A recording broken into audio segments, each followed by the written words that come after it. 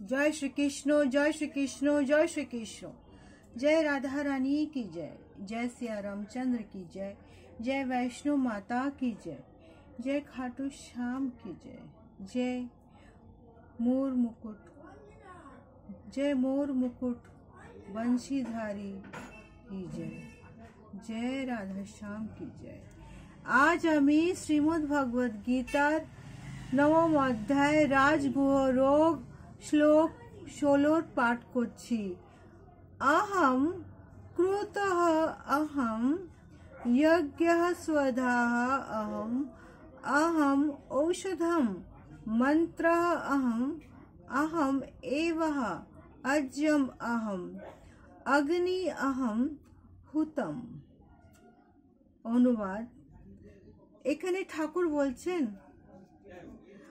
আমি অগ্নিশ্রেষ্ঠম আদি শ্রোত যজ্ঞ, আমি বৈষ্ণবদের আদি শ্রমত যজ্ঞ, আমি পিতৃপুরুষদের উদ্দেশ্য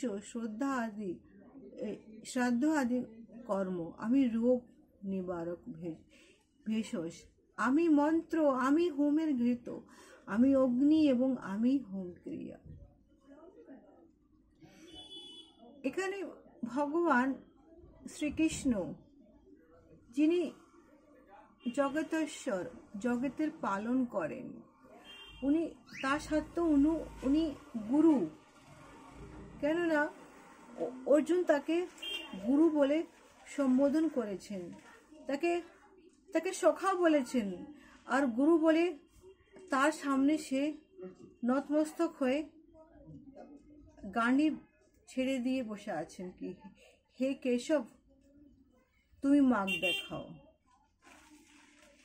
এখানে শ্রীকৃষ্ণ বলছেন এই পিতৃলোকে অর্পণ করা হয় যে শ্রদ্ধা এবং গীতরূপী ঔষধ, তাও শ্রীকৃষ্ণের একটি রূপ। এই ক্রিয়াতে উচ্চারিত মন্ত্র হচ্ছে সেই শ্রীকৃষ্ণ। যজ্ঞের যে সমস্ত দুগ্ধজাত পদার্থ আহুতি দেওয়া হয় তাও শ্রীকৃষ্ণ।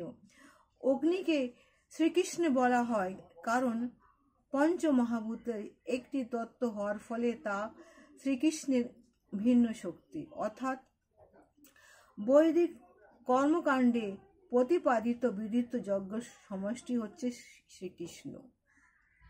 অর্থাৎ যেটা আমি বুঝি আমার এই ক্ষুদ্র বুদ্ধিতে, শ্রীকৃষ্ণ আদি অনন্ত, সবকিছু শ্রীকৃষ্ণ। আমরা যখন জন্ম নিই তখন আমাদের মুখে ভাতে হয়, হয়তো তখন ঠাকুরকে যজ্ঞ দিয়ে ঠাকুরকে পুজো অর্পণ করে তখন আমাদের মুখে ভাত হয়, তাই তো? যখন আমাদের বিবাহ আদি কার্যক্রম হয় তখনও তো তাই হয়, তাই তো? ঠাকুরকে সমস্ত কিছু দিয়ে তারপরে সেই যজ্ঞটা হয়। যখন আমাদের এই জীবনের যখন শেষ কাজটুকু যখন হয় তখনও সেই কৃষ্ণরই নাম থাকে,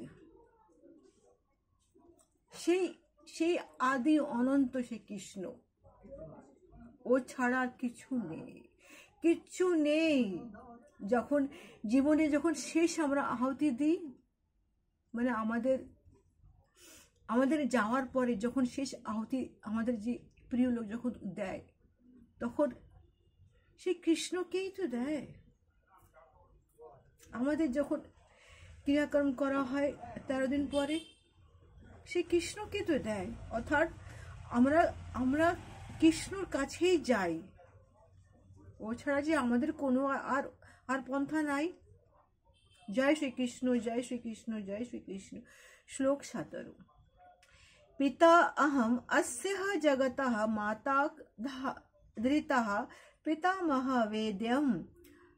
वेद्यं पवित्रम ओंकारः ऋक्कः साम यजु एवः च। অনুবাদ, এখানে ঠাকুর আবার বলছেন আমি এই জগতের পিতা, মাতা, বিধাতা ও পিতামহ, আমি জ্ঞেয়, আমি জ্ঞানী, আমি বস্তু, আমি শোধনকারী, আমি ওঙ্কার, আমি ঋক, আমি শ্যাম, আমি আমি যজুর্বেদ। অর্থাৎ তাৎপর্য হচ্ছে এই, শ্রীকৃষ্ণ এখানে বলছেন, হে পার্থ, আমি সমস্ত বেদের বেদ, যেই চতুর্বেদ যেখানে আছে আমি তাই। আমি সমস্ত মাতা পিতা সমস্ত কিছু, এই এই সৃষ্টিতে যা জন্ম হয় সে আমার থেকে জন্ম হয়, এই সৃষ্টিতে যা হচ্ছে আমার দ্বারাই হচ্ছে, আর এই সৃষ্টিতে যা হবে আমার দ্বারাই হবে। জীবনের প্রথম আমার থেকে হয়, জীবন পালন আমার থেকে হয়, আর আর জীবনের শেষ হয়ে যাওয়ার পরে সে আমার কাছেই তো ফিরে আসে। অর্থাৎ যে মানুষ সম্পূর্ণরূপে বৈদিক তত্ত্বজ্ঞান জানবার প্রয়াসী, সে শ্রীকৃষ্ণের অবিচ্ছেদ্য অংশ, এবং সেই কারণে শ্রীকৃষ্ণ থেকে অভিন্ন। সমস্ত বৈদিক মন্ত্রগুলির মধ্যে শব্দটি হচ্ছে, সেই ওম শব্দটি হচ্ছে শ্রেষ্ঠ।